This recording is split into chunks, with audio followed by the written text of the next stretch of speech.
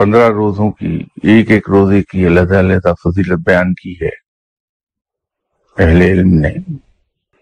ایک روزہ جس نے رکھا اسے 30 سال کے روزوں کے برابر ثواب عطا کر دیا گیا۔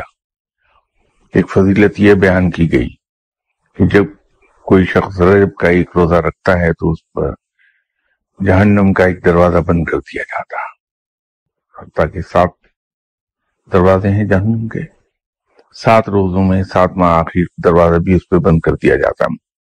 مقصد یہ ہے کہ جو شخص ماہ رجب کے 7 روزے رکھے وہ جہنم میں داخل نہیں ہوگا۔ مقصد اس سے یہ ہے۔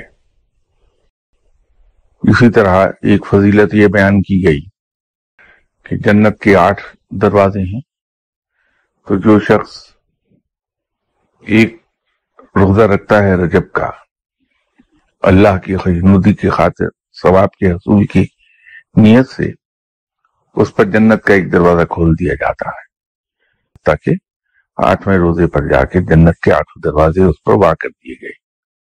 مراد یہ ہے کہ جس شخص نے رجب کے 8 روزے رکھے وہ جنت میں جائے گا۔ پہلے روزے کی اجر ہے، دوسرے روزے کا ایک اجر ہے، تیسرے روزے کا اجر یہ ہے کہ جس شخص نے رجب کا 3را روزہ بھی رکھا اسے اللہ کی دوستی اور اس کا قرب حاصل ہو گیا۔